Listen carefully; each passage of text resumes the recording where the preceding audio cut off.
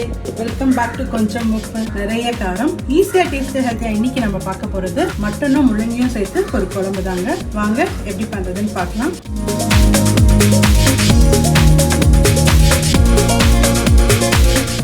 Mutton முள்ளங்கி குழம்பு பண்றதுக்கு என்னென்ன தேவைன்னு பார்த்துக்கலாம். 1 கிலோ மட்டன் நல்லா வாஷ் பண்ணி எடுத்து வச்சிருக்கேன். 2 மீடியம் சைஸ் முள்ளங்கி தோல் சீவிட்டு இந்த மாதிரி ரவுண்ட் ரவுண்டா ஒரு மீடியம் திக்னஸோட கட் பண்ணி வச்சிருக்கேன்.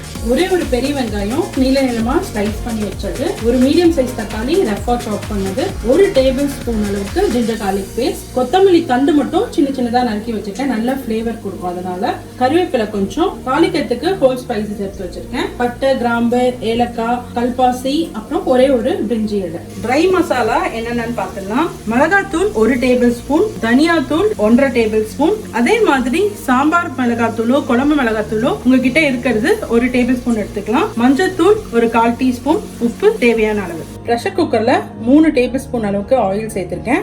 எண்ணெய் நல்லா காஞ்ச உடனே நம்ம ஹோல் ஸ்பைசஸ் எல்லாம் போட்டு தாளிச்சுக்கலாம். ஒரே ஒரு பிரியாணி இலை,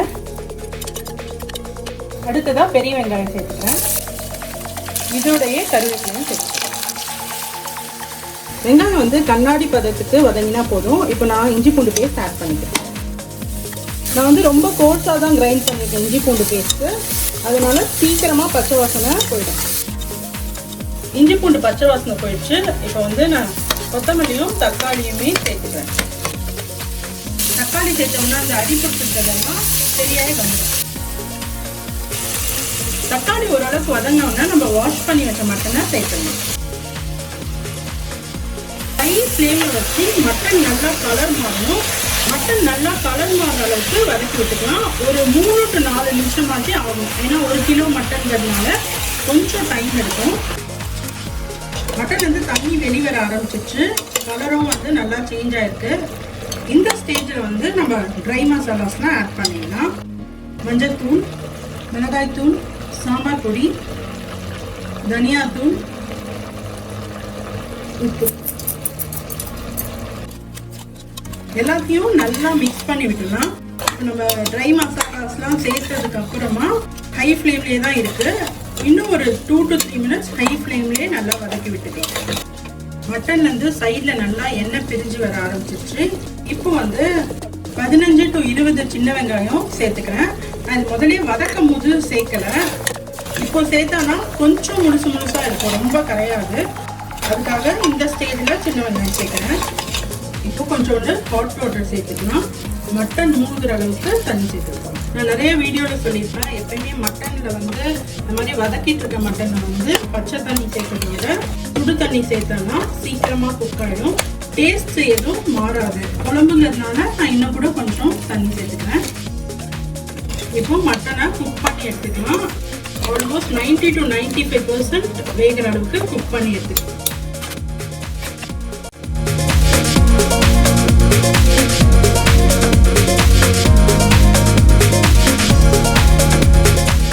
ப்ரெஷர் அடங்கிடுச்சு. குக்கர் ஓப்பன் பண்ணி பார்த்தோம்னா மட்டன் சூப்பராக வெந்திருக்கு, நல்ல பதமாக. இப்போ திரும்ப நான் அடுப்பை ஆன் பண்ணிக்கிறேன். ஒரு கொதி வரட்டும். ஒரு கொதி வந்த உடனே நம்ம முள்ளங்கி போட்டுடலாம். மசாலா அரைக்கிறதுக்கு என்னென்ன தேவைன்னு பார்த்துடலாம். கசகசா, மிளகு, சீரகம், சோம்பு எல்லாமே 1 டீஸ்பூன், 10 சின்ன வெங்காயம், ஒரே ஒரு தேங்காய் பத்தை எடுத்திருக்கேன். டேபிள் ஸ்பூன்ல பார்த்தானா ஒரு 2 to 3 டேபிள் ஸ்பூன் அளவுக்கு இருக்கும்.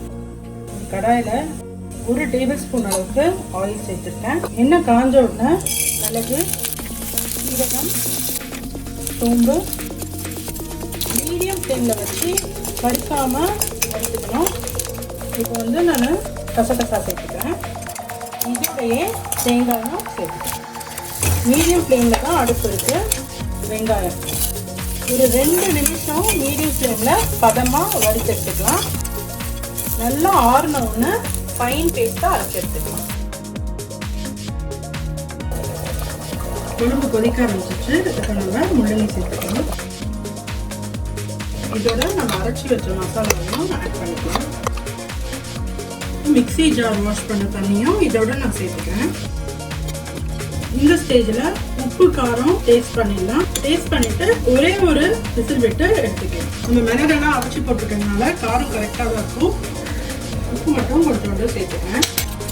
ஒரே ஒரு மிக்ஸு கொடுத்துட்டு ப்ரெஷர் குக் பண்ணி எடுத்துக்கலாம். முள்ளங்கி வந்து ஜஸ்ட் ஒரு விசில் போதும், நல்லா குக் ஆகிடும்.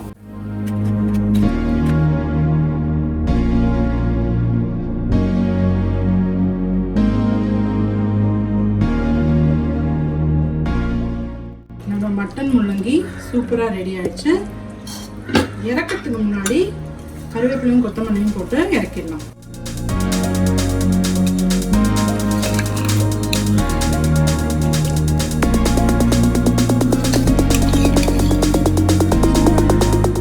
சூடான சாதத்தில் போட்டு சாப்பிட ரொம்ப நல்லாயிருக்கும்.